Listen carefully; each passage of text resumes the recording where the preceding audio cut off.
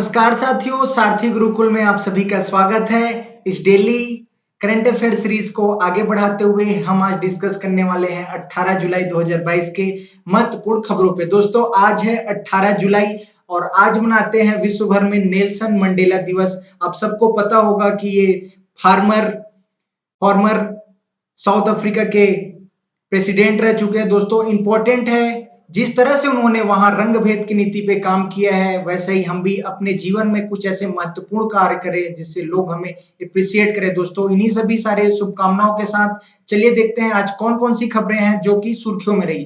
पहला खबर है, राज्य सरकार ने स्वयं की पुलिस एफआईआर सेवा शुरू की है। देखेंगे कौन सी राज्य सरकार ने शुरू की। तत्पश्चात देखेंगे सामाजिक न्याय 2021 के लिए मदर टेरेसा मेमोरियल अवार्ड्स किसे मिला। उसके बाद देखेंगे विश्व एथलेटिक्स चैंपियनशिप में पुरुषों की लंबी कूद के लिए कौन से भारतीय हैं जिन्होंने फाइनल में पहली बार प्रवेश किया है। उसके बाद देखेंगे एशिया के सबसे तेज 10,000 अंतरराष्ट्रीय रन बनाने वाले खिलाड़ी का क्या नाम है, कौन से देश से है। सिंगापुर ओपन किसने जीता, जो कि बैडमिंटन से रिलेटेड है। तमीम इकबाल जो कि T20 अंतरराष्ट्रीय क्रिकेट से संन्यास लिए, देखेंगे कौन से देश से हैं। उसके पश्चात चेस से रिलेटेड क्वेश्चन है, 44वें चेस ओलंपियाड का आयोजन कौन से भारत के शहर में किया जाएगा दोस्तों। उसके बाद देखेंगे T20 वर्ल्ड कप जो कि ऑस्ट्रेलिया में आयोजित होने वाले हैं, उसके लिए 16 टीम फाइनली क्वालिफाइड हो गया। दोस्तों, दो देश कौन कौन से बने हैं देखेंगे दोस्तों इसको। उसके बाद देखेंगे नेशनल मंडेला डे। उसके बाद देखेंगे 2025 विश्व एथलेटिक्स चैंपियनशिप के लिए मेजबान शहर कौन सा है। दोस्तों, आज के क्वेश्चन आंसर सीरीज को आगे बढ़ाते हुए चलिए पहले क्वेश्चन पे चलते हैं।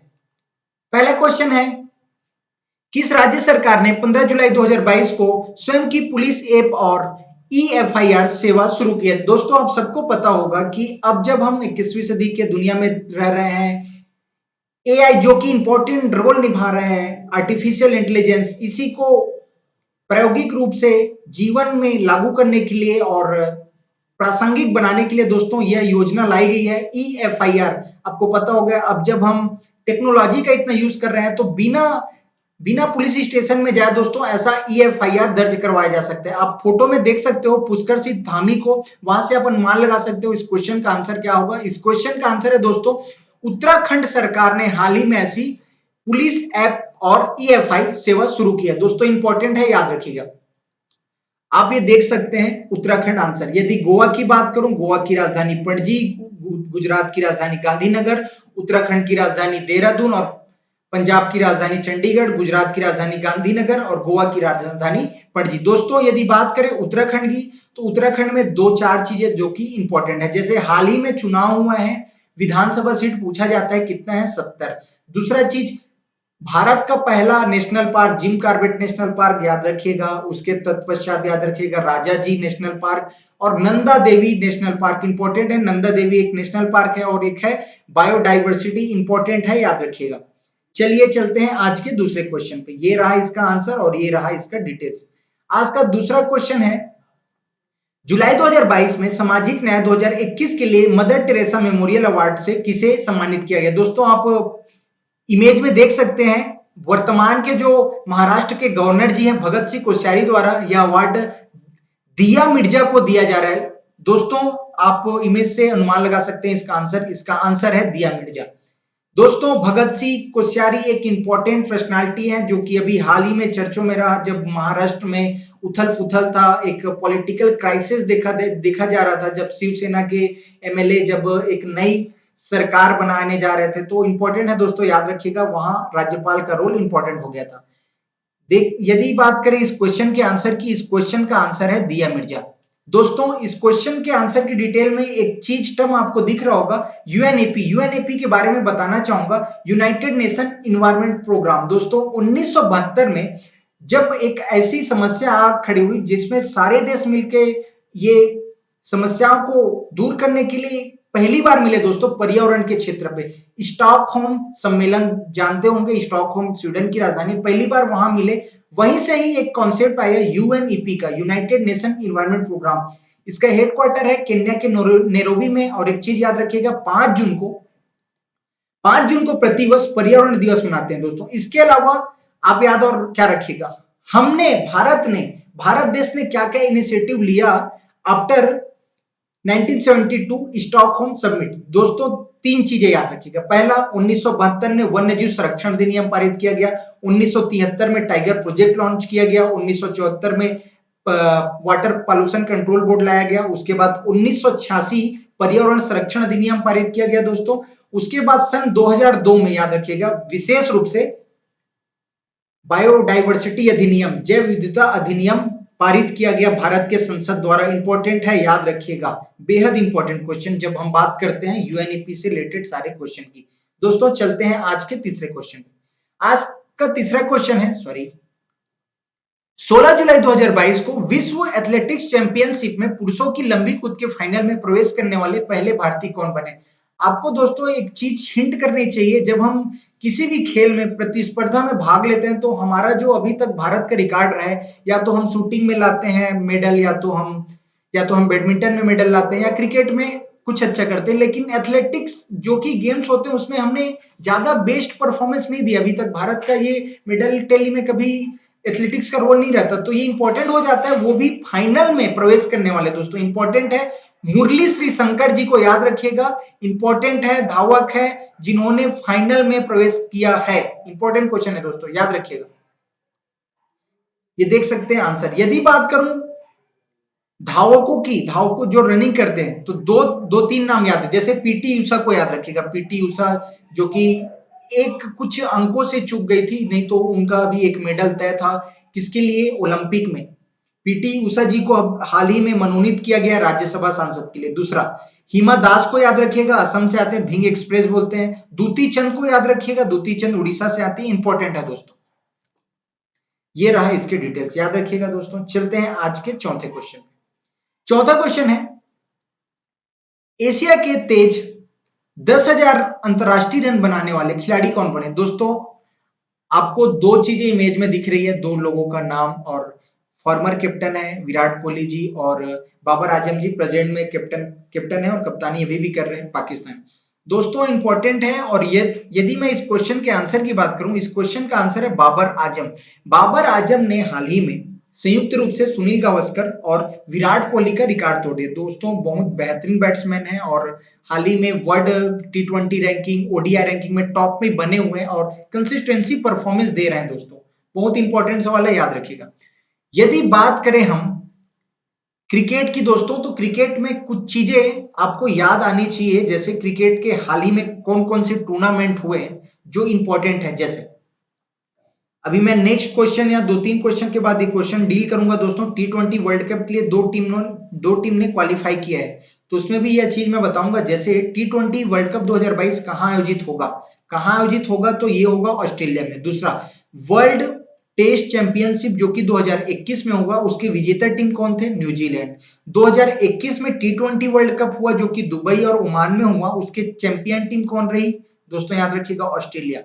अभी हाल ही में एशिया कप, जो कि थोड़ा सा ये प्रॉब्लम है, अभी तक आईसीसी या एशियन क्रिकेट काउंसिल ने फैसला नहीं लिया, लेकिन जहां तक एक बात चल रही है कि यह शिफ्ट हो जाएगा दुबई में, तो मैं फिर से आपको अपडेट करूंगा। थोड़ा सा इसमें अभी हलचल है, तो ये याद रखिएगा दोस्तों। 2022 का एशिया कप जो कि श्रीलंका में होने वाला है, ये फिक्स नहीं है कहाँ होने वाला है, क्योंकि अभी जो पॉलिटिकल क्राइसिस है, तो ये तय नहीं किया गया। ये सारी चीजें याद रखिएगा। यदि बात करूं टेस्ट क्रिकेट में सर्वाधिक विकेट लेने का, तो याद रखिएगा दोस्तों, मुथैया मुरलीधरन, शेनवार नजी, और उसके बाद अनिल कुंबले। Important question. और ODI ODI ICC player of the decade Virat Kohli, test player of the decade Steve Smith, याद रखिएगा। इंपॉर्टेंट क्वेश्चन है, बहुत इंपॉर्टेंट क्वेश्चन। ये देख सकते हैं आप डिटेल्स। हाल ही में आयोजित सिंगापुर ओपन महिला एकल खिताब किसने जीता? आप देख सकते हैं पिक्चर्स में, सिंगापुर जो कि बैडमिंटन से, सिंगापुर ओपन जो कि बैडमिंटन से रिलेटेड। सिंगापुर सिटी एक आसियान का नेशन है। इंपॉर्टेंट है, याद रखिए दोस्तों। यदि बात करूं सिंगापुर ओपन की, तो यह पहली बार नहीं है किसी भारतीय ने जीता है। साइना नेहवाल जी ने भी यह जीत चुके हैं दोस्तों। इंपॉर्टेंट है, याद रखिएगा। पीवी सिंधु फिर से जीती हैं। पीवी सिंधु इंपॉर्टेंट क्यों है? पहली बात, अभी जो हाल ही में 2021 में टोक्यो ओलंपिक हुआ दोस्तों, इन्होंने कांस्य पदक जीता था। इंपॉर्टेंट है। दूसरी बात यदि बात करूं दोस्तों, इन्होंने 2016 में रियो ओलंपिक में रजत पदक जीता था, इंपॉर्टेंट है। किसको इन्होंने हराया? जी वाई वांग है जो कि चाइना से आते हैं, उनको हराकर पीवी सिंधु जी ने सिंगापुर ओपन जीता है, इंपॉर्टेंट है, याद रखिएगा। इसके अलावा यदि बात करूं बैडमिंटन में दो चीजें याद, कौन कौन सी? थॉमस कप पुरुषों के बैडमिंटन का वर्ल्ड कप कहते हैं दोस्तों। भारत ने पहली बार हिस्ट्री बनाया है थॉमस कप जीतकर इंडोनेशिया जैसे टीम को हराकर, याद रखिएगा। उबेर कप में याद रखिएगा दोस्तों, दक्षिण कोरिया और उबेर कप महिलाओं का है दोस्तों, महिलाओं का टूर्नामेंट है, याद रखिएगा। उबेर कप दक्षिण कोरिया, थॉमस कप भारत, याद रखिएगा, इंपॉर्टेंट है। ये देख सकते हैं, ज्वाला गुट्टा भी एक फेमस बैडमिंटन प्लेयर है, पीवी सिंधु को तो आप जानते ही। ये इसका डिटेल। आज के छठवें क्वेश्चन में आते हैं। तमीम इकबाल कौन से देश के क्रिकेट खिलाड़ी हैं जिन्होंने हाल ही में टी20 अंतर्राष्ट्रीय क्रिकेट से संन्यास की? दोस्तों, एक आईसीसी का ऐसे जो टाइम टेबल है, एक शेड्यूल है दोस्तों, ये हेक्टिक बनते जा रहे हैं और कई खिलाड़ी आज इस चीज को इंटॉलरेट कर रहे हैं और कहीं ना कहीं संन्यास ले रहे हैं, या तो एक लीग से, या कहीं टी20 से, या तो वनडे से, या तो टेस्ट से, क्योंकि पूरी तरह से फोकस नहीं कर पा रहे। इसी क्रम में ये नाम आया दोस्तों तमीम इकबाल जी का। अब ये पुराने खिलाड़ी हैं तो इनके और कुछ और कारण होंगे रिटायरमेंट लेने का, लेकिन ब्रेन स्ट्रोक जी ने हाल ही में ये यही कारण बताया कि मैं तीनों लीग में परफॉर्मेंस नहीं कर पाता, तीनों स्टेज में, तो इसी कारण मैं ओडीआई से संन्यास ले रहा हूं, याद रखिएगा।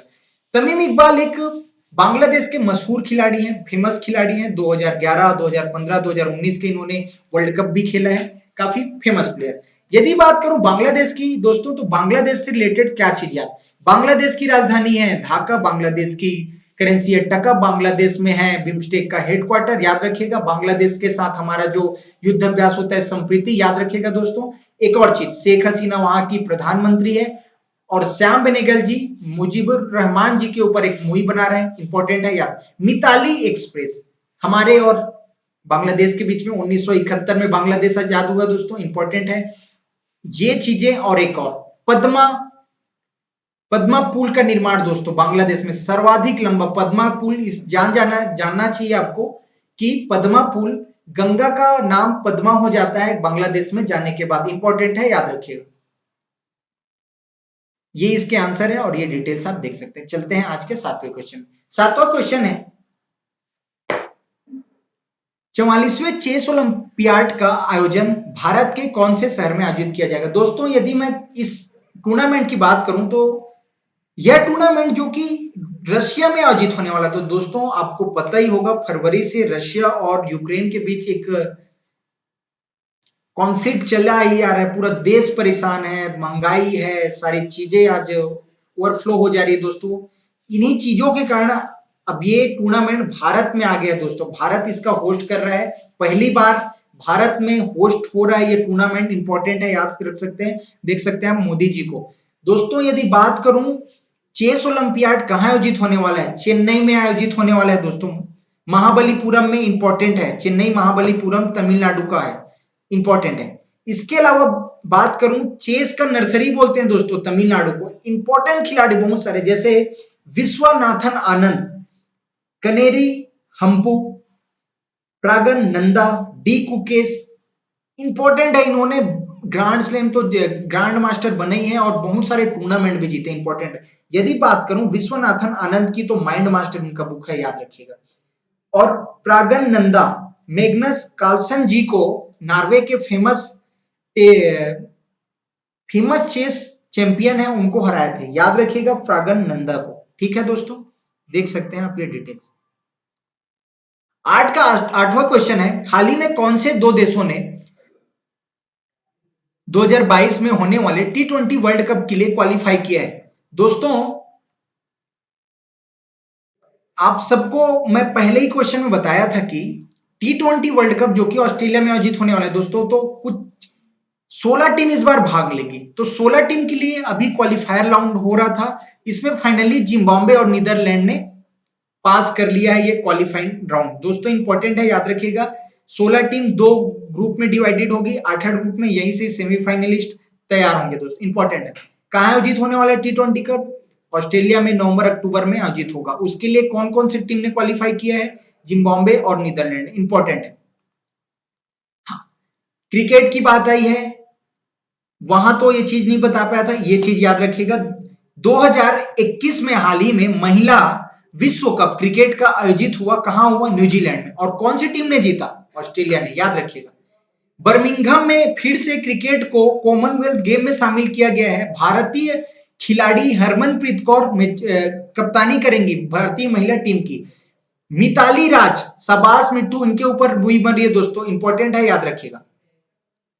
यदि बात करूं मिताली राज, हाल ही में इन्होंने रिटायरमेंट लिया है, इंपॉर्टेंट है। तापसी पन्नू जो कि रोल कर रही है, शाबाश मिट्टू में, इंपॉर्टेंट है, याद रखिएगा। आज का है सेकेंड लास्ट क्वेश्चन।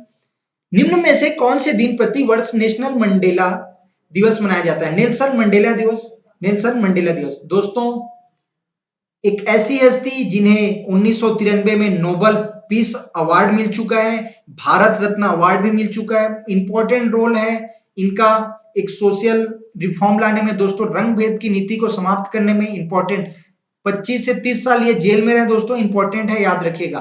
तो नेल्सन मंडेला दिवस 18 जुलाई।